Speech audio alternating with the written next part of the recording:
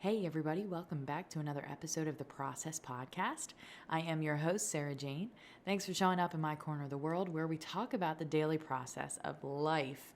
There's crazy things going on right now. So I created this podcast because I thought that it was important to have an outlet and a space to talk about the crazy findings, the hustle and bustle, the daily routine, and really what's happening in the world and how to navigate it from a moment-to-moment basis. So here we are, and I'm contemplating a bunch of crazy things in my mind about this world and what this world is, right? Like every day, I'm looking for new answers. I'm absorbing what I've learned, and then I'm looking for new. For those of you that are unfamiliar with a little bit of my story, I just kind of want to give you a little background.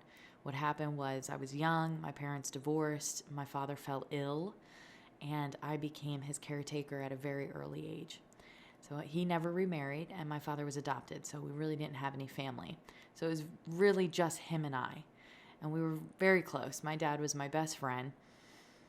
When we started this journey, I was one person. By the time he had crossed over, I was somebody completely different. Because in that process, I hit my rock bottom. And we've all been there, right? While I was there, I knew either I stay where I'm at, which really wasn't an option, or I have to find another way of doing things because the way that they've told us to do things is not going to work for me. I wasn't able to go to college because my father was ill before I was out of high school, and I became his caretaker. So college to me really wasn't an option. The financial structure, when I was in some of these moments, he couldn't live alone. So he was living with me. And there was 4 different scenarios where I came home, and he was pretty much flatlined in the spare bedroom. I'm calling the ambulance and they're medevacing him to DC. So that happened 4 times. So eventually I got to this point where it was like, clearly I can't work because I'm petrified to leave him. So what do you do when you have to keep the lights on? I encountered all these different experiences in my life that we all go through. And I want to encourage you to utilize these experiences to push you into a different way of thinking. It's not A and B. It's not black and white. Whatever you're experiencing, you have to find another perspective. It's not like I was just like, well, great, I guess I can't work, so now I'm just going to lose my house. That's black and white. You have to get to a space where you say, I'm not going to lose the house, but I can't work, so what's my other option? That's called co-creating. In other words, you're starting to work with the universe now. You're starting to say, I have to be stronger than what you're telling me. You can't just leave me out here into a world that I know nothing about. Put me into a situation that I have to climb out of. And then, there's no alternative, there's no option. I'm just a failure. I'm just less than because of my circumstances. It just doesn't seem logically, it just doesn't make sense to me. I started questioning everything. I started taking a real hard look at modern day science and educating myself about the conscious mind and the subconscious mind and the effect that both aspects of your mind have on your external reality. I started studying belief structure. You're on a ball floating in space. What you truly believe is up to you.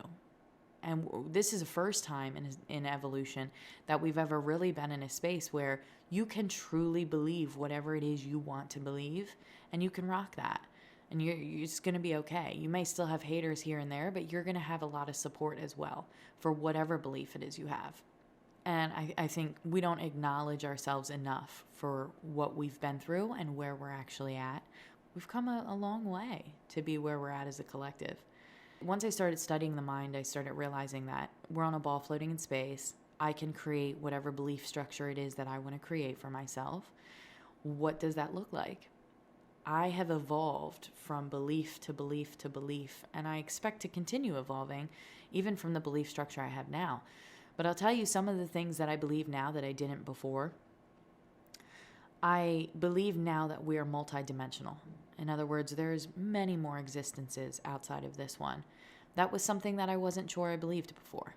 I was kind of wishy-washy about it. Well, maybe, but I'm not sure. I accepted the answer that I had no answers. That's not okay. You cannot, at the core of yourself, think that you have no answers. You just can't. That's going to be a very detrimental belief. So I truly believe that I have answers, and I truly believe that we are multidimensional. Those two beliefs being anchored at my core have changed my life, especially when it comes to the loss of a loved one or anything that has to do with death. Or just trusting that you have answers, trusting that you're stronger, more powerful than what you've been told. This is a really important belief to have. I truly believe that there is a version of you, more than one version of you, throughout the universe. I believe that there's many different realms, many different worlds, different dimensions. And there's a version of you at the top of the spectrum that has all the answers to all the questions you're looking for. Knows what all the little yous are doing. Who you are right now is a fragment of you. You don't remember anything. You're just down here in a school to have an experience. So when I channel, what I'm doing is I'm communicating with that highest version of myself, that part of myself that has all the answers that I'm looking for.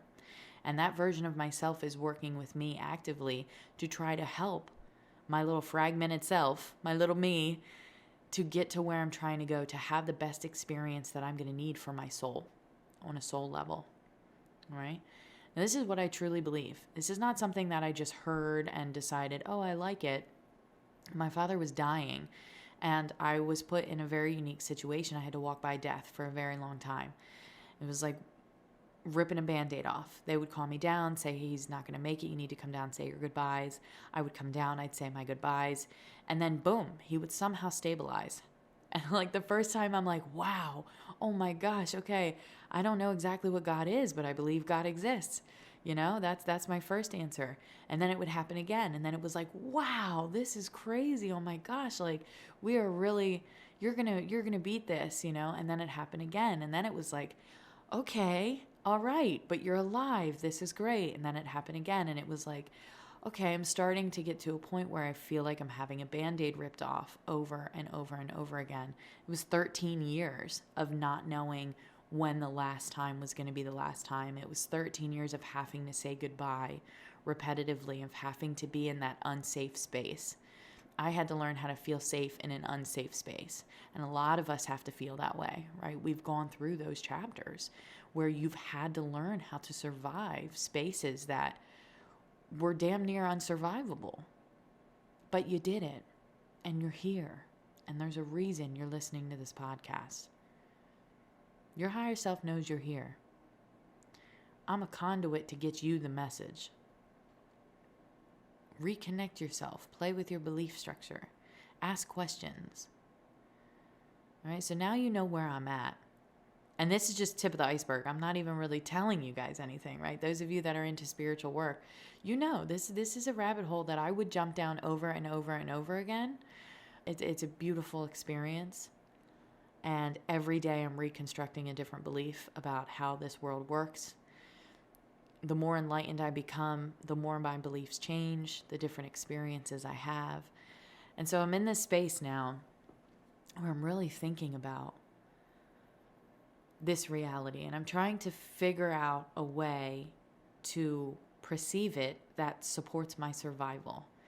I don't really know that there's going to be a right or wrong ever, because I don't think you can fully comprehend what we are or what this setup is from the conscious level that we're at right this second. As we continue developing our consciousness, will there be a specific truth that surfaces? Yeah, I think so. At least a lot closer to it.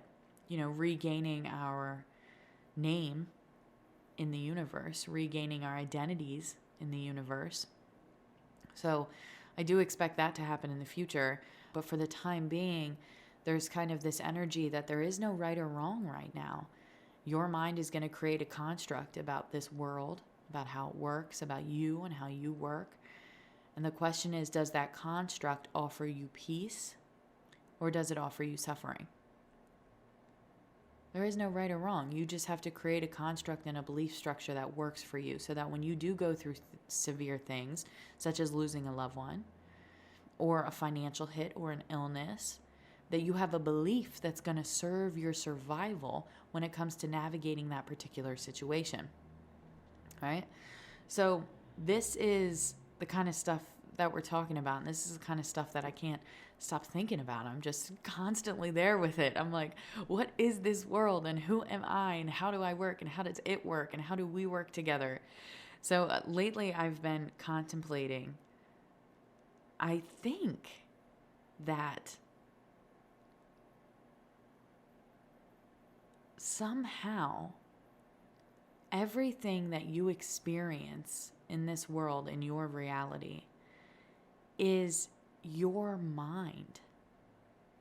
It's your mind. That's why when you have a circumstance surface and you stop yourself from fear, it's your mind. Everything that you're seeing is your mind made manifest. It's mind-blowing. I've been manifesting a very particular type of house for years now.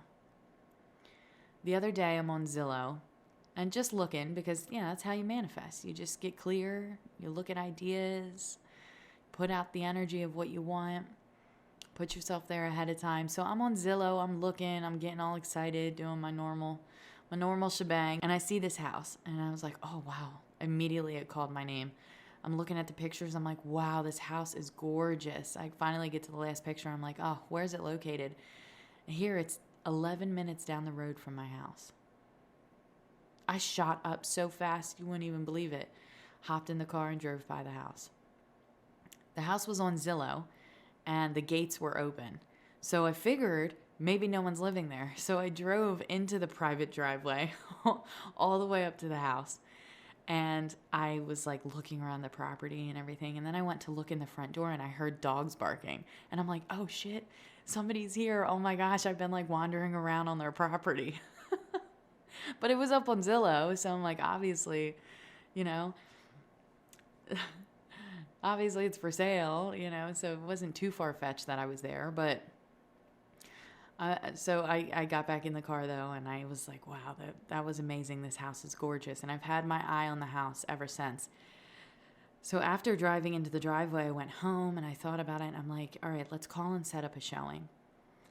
And immediately the first thought that came into my mind was, you don't have the financial abundance for that house, right? You need credit, you need money, you gotta blah, blah, blah, the whole nine.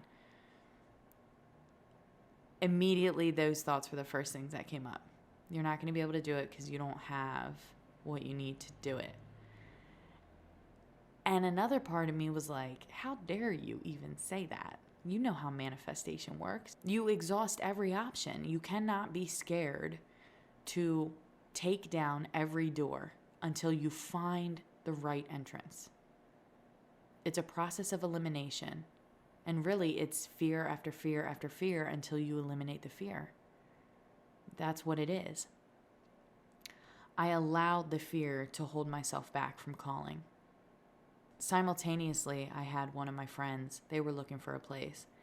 And they're like, hey, can you help me look for a place? If you see anything, keep an eye out. And I was like, yeah, awesome, no problem. So here I'm looking for places, $1,200, $1,300 a month. And I'm calling and setting up appointments like it's no problem. No problem at all. Like, hey, how's it going? Oh, yeah, hey, how's it going? Oh, yeah, Monday at 2. Yeah, that was great. Yeah, Thursday at 4. That's great. No problem. But when it came to the house that I truly desired in my heart of hearts, I allowed the fear to hold me back. It's not a good or bad, but it did allow me to see clearly that I still am harboring or was harboring fear within my mind. What would have happened if I just called and said, hey, I want to set up an appointment? Maybe I could charm them with my awesomeness and my energy. Maybe I could manipulate the outcome simply by facing the fear. What if I showed up and the homeowner wasn't supposed to be there, but the dates got messed up and the homeowner was there and I got to meet the homeowner? What if they just totally fell in love with my energy and ended up offering me something else? And I know how far-fetched that is. There's a part of me that wants to say, yeah, okay. There's another part of me that wants to say, yeah, okay. All right, let's do this. So it's interesting because you can see all of it is a result of your mind and your thought processes. I was conditioned to think that I was small. I was conditioned to have to struggle for the majority of my life to live a good life, but, always having just what you need. And that's basically the end of it. I was conditioned to think that way about myself, about this world and how it works. I don't want to think that way anymore. I don't want to do that. Don't tell me I'm not worth a big, beautiful house, because I am. My energy is huge. And if that's the house that I want, then that's the house I'm going to acquire, assuming it's in alignment for the highest good of all. And maybe it's not that house. Maybe it's a different house. The most important thing is eventually the house that I'm looking for is going to surface. And I cannot let fear get in the way. You cannot let fear get in your way. Love it. Cherish it. Sit with it. Show it. Teach it. Demonstrate with it. Transmute it. Whatever you got to do. But fear cannot be in your way any longer. This whole world, everything that you're experiencing, it's your mind. Every time I get frustrated with myself or I make a choice where I'm not hearing myself fully, it shows up in my relationships. Like all of a sudden I'll have a disagreement with a coworker or a family member. And it'll be fine, like I can handle it, but there's a part of me that's just like, wow, I'm frustrated with them. And the truth is, they are mirroring that part of myself that I'm frustrated with because I didn't listen to myself to begin with. You're not a victim to the universe. People are reflecting parts of yourself. Sometimes it's karma clearing. In order to understand karma, you really got to dive into your entire belief structure, because you have to look at things such as reincarnation, soul growth. These are all things that you have to know when it comes to karma. Karma is not necessarily a bad thing by any means. It's just the energy that you've put out coming back for you to experience. If you believe in reincarnation, let's take it back 100 years. All right, let's take it back another 100 years. Let's take it back another 100 years. Imagine what those lifetimes were like. A lot of us did shitty things that we didn't want to do because we had to in order to survive. So karma really is just the experience of these energies.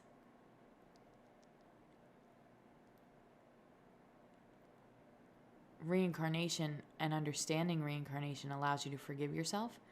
It also allows you to have some clarity as far as, okay, what's happening here, especially when you're going through an event that's severely traumatic.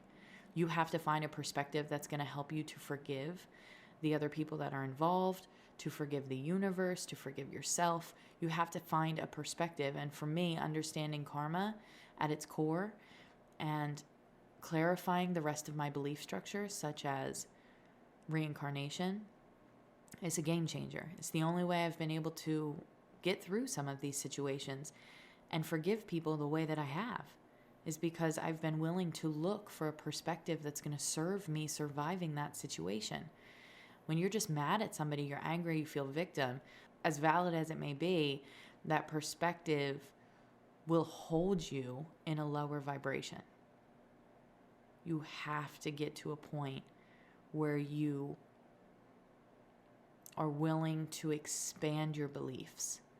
Why would this have happened to me? And how can I navigate it from here in a successful fashion so that I can truly live happy, don't want to be angry. I don't want to feel victim. I don't want to be in that space for the rest of my life. Sometimes you do have to be in that space. You have to feel that. That's a part of the karmic clearing.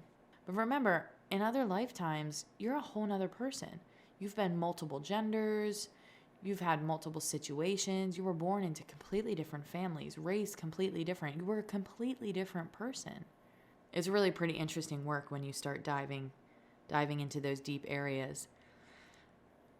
My point is, I have had layers of fear on me from times that I've instilled fear into others from other lifetimes, from times that I've allowed others to instill fear in me.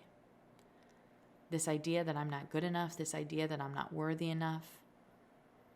Abandonment issues, not just from other people, but times that I've abandoned myself. Every time you don't hear yourself, you're abandoning yourself. Every time you're trying to make something work that you know in your heart of hearts is not for you, you're abandoning yourself. And that shows up in your reality. If you're struggling in your reality, it's because you're out of alignment. You're not hearing yourself somewhere. I saw when I didn't call to make that appointment, I saw that I was holding back. I knew clearly where I truly stood. You can think that you're this and that all you want, but then you get tested, and your testing space is what really shows you who you are. What do you really believe in those moments? If this all is a projection of your mind and your higher self is running the show, then your higher self will actually have a hold on all of it. And your higher self will watch you as you're navigating and will throw little things at you to see, okay, did I actually clear up that karma? Did I actually let go of that? Did I actually learn what forgiveness meant? Did I actually recalibrate the meaning of love? Did I actually get the lesson? Do I have it now? Did I actually clean the energy? I kept telling myself in my mind, I'm ready for this. I'm ready for this. I'm going to manifest this house. I've been seeing it. I've been feeling it. And then here an opportunity came. And I stepped back into the shadows. I got scared. I'm not scared to admit that, because you have to own the process in which you're at. And I think being able to see yourself truly is one of the most important things to do. So I feel good because at least I can see where I'm at and be real with myself about it. And okay, this was where I was scared. And this is where I need to find a different way of doing things. I truly do think that the whole reality you experience is a projection of your mind. You have to get yourself to a space where you have an area that's designated just for you, where you can start checking in with yourself and giving yourself more credit. We've been conditioned our whole lives to think that we're not valuable, we're not worthy. And that's why a lot of people have difficulty checking in with themselves or trusting themselves. It's not because you're not trustworthy. It's because you're conditioned to think you're not trustworthy. Once you understand the science, it puts you in a whole nother ballpark. Now you're like, wait a minute, I'm not flawed. I'm not broken. The shit I've been taught is flawed and broken. And my thoughts and my feelings are a result of the shit that I've been taught. And if the shit that I've been taught has been broken, that means the thoughts and the feelings that I'm emulating are not the best. Plus, they're having a massive effect on my external reality. So if you're not happy with where you're at, it's not because you're broken or because you're flawed. It's because the shit that you've been taught and your belief structure is flawed. With the things that you believe you're alone in the universe. And not just consciously. There's a difference between saying, no, yeah, I believe in a higher self, and truly believing in a higher self. You could say you believe in a higher self, but when you're alone, do you call on your higher self? Do you actively talk to your higher self? What does the higher self even look like to you or mean to you? These are the areas that you really got to go. But I promise you, they come with beautiful results. Your whole entire life is going to change.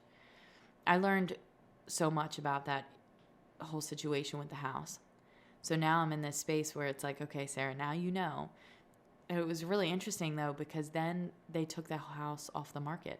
It was only on the market for a couple months. And then they took it off the market. And I remembered feeling happy that they took it off the market because it didn't sell. They just took it off. So in my mind, I was like, well, obviously they want to sell, but they haven't.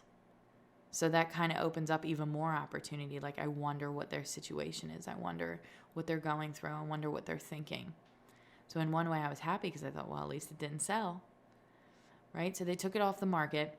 So that opened up the space for me to be able to evaluate the truth about where I stand still in society and in this whole matrix program, and give myself time to evaluate those fears and work to eliminate those fears and continue to focus and feel that next step opening up for me. And when it does, this time I'm going to face the fear. I'm going to call. I'm going to set the appointment. Like, even if they reject me a couple times, it doesn't matter. I'm going to keep showing up until something opens up for me, because that's a law of attraction. That's how it works. When you want something, you desire something so deeply, and it's truly in alignment with you, then there is a way. Otherwise, it wouldn't be in alignment with you. You wouldn't have that attraction to it, right? You're attracted because on some other timeline, you're there already. I like that house because on some timeline, I'm living in it. Otherwise, I wouldn't like the house. So keep that in mind when it comes to things that you love. The reason you love that car, that house, that job, that career, that passion, the reason you feel that pull toward that experience is because somewhere in you, you're living it. So I've come to the realization that I truly am beginning to think and believe and understand and digest the fact that everything in your reality is your energy in form, and it's your mind in form. Because what happened? The house didn't sell. The house didn't sell. They just closed it down. Give me another shot. It's my mind. I had car issues not that long ago. And it was a pretty penny. And I wasn't in a financial position to dump that kind of money out on the car. So I started thinking to myself, why am I in this situation? And then every day it was like, oh, great, my car. Oh, great, my car. Oh, I don't have the money for my car. Great, what am I going to do with my car? That was the inner dialogue that I was having. Until finally it hit me. Finally I broke down. And in that breakdown, I realized all week I've had no problem focusing on the issue, focusing on the fact that the car's not working or the income's not there, the money's not there. All week, no problem. How many times this week have I sat down to see my car working beautifully, to see the income flowing in easily and effortlessly, to see the car being fixed? How many times have I done that? I'll tell you what, not enough. Not enough. When you're really willing to look at the conditioning of the mind, then you get real with yourself about where your thoughts are, about where your feelings are. My thoughts and my feelings were being taken over by the external experience, which was my car not working. So now I'm letting something outside of me dictate my inner emotional stability. I'm like, oh my gosh, the car's not working. Oh my gosh, what's going to happen? I can't afford it. I can't do it. Great, now what do I do? I have a choice though. If it's my mind, then I have a choice. I don't have to think that. I don't have to focus on that. I could take a deep breath, and I could take myself out of this timeline by visualizing and feeling over and over and over again multiple times a day. The income being there, easy and effortless, the car being completely fixed, running beautifully. Let's even take it a step further. What's the next car that I want? Like, let's go big. But you can't go big without understanding your mind. You have to be able to get into your mind.